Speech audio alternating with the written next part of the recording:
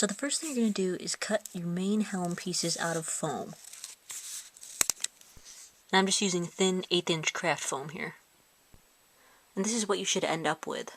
You can either draw these pieces freehand, or I do have a template at thewoodlandelf.com/patterns/Sauron, and you want to cut 2 of each piece except for the middle piece. Then you're going to align the pieces the way they need to be glued together.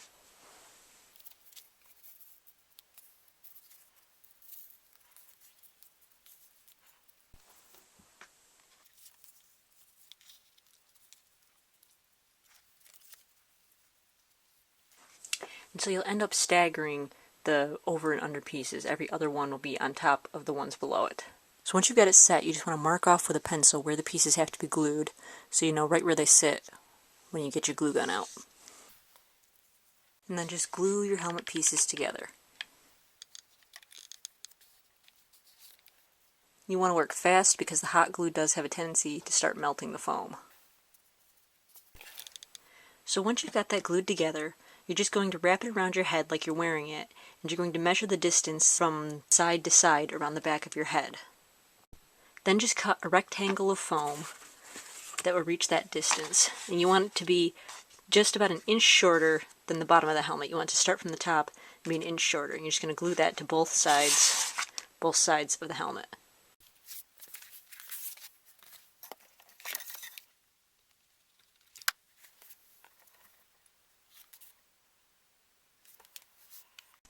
And then connect it right around to the other side. So you should have yourself something that's starting to look like a helmet now. So then flip the helmet around to the back, and you're just going to cut a little triangular notch out of it, right out of the center of the back. And you're going to glue those 2 pieces together. Put a hot glue on it, and squish them together. That'll give it kind of a rounded shape in the back. So next take a heat gun or a blow dryer, and you're just going to hold the helmet down so that it gets the little curves on the side and the bend in the center. Then flip the helmet upside down on another piece of foam and trace the circular outline. Then you're going to cut it out and you get somewhat of a circle. So kind of measure that across the top. You're going to cut another triangular notch out of the center and glue those 2 together. That'll give it kind of a rounded dome. Then you're going to glue it to the helmet, but you want to keep it even with this line. Just put a little bit of glue on the front. You're going to want to do this in sections. And just stick that in there. So here's the finished top of it. Gives it kind of that dome shape. Then we're going to cover the seam line. So cut yourself the little bat-shaped piece and the rectangle. And you're just going to glue the rectangle over the seam and the bat-shaped piece just over the rectangle.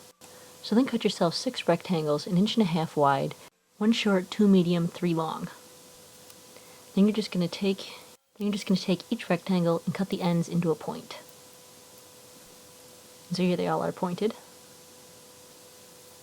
So then you just go back to your heat gun and you're just going to bend them a little bit, leaving a straight flap on the bottom, but mostly bent all the way up. So then take your shortest one, put a little hot glue on the flat part, and glue it to the center of the helmet. The 2 medium ones will go on either side of the middle spike V, and then the 3 longest ones will go 2 on the back spikes and 1 in the very center in the back. And so here it is with all the spikes glued on. Next, mix together 2 parts glue to 1 part water. You're just going to coat your entire helmet with several layers of that. I apologize, I was in my basement and it's very dark down there when I was doing this. So what you do is you put on 1 coat, let it dry, and then put on another one. And it's helpful if you have it propped up on something while it's drying, so it'll keep its shape. Make sure you've got all the horns propped the way you want them while it's drying. Then give the whole thing a coating of chrome silver spray paint. Mix together equal parts of silver and black acrylic paint. So then you're just going to take your brush and dab on the paint right over the silver coat. You want to be as messy as possible because you want it to look like hammered metal in the end, so you don't want it to look perfect. Leave spaces in between so some of the silver shows through. I'm just going to dab it on in a messy fashion.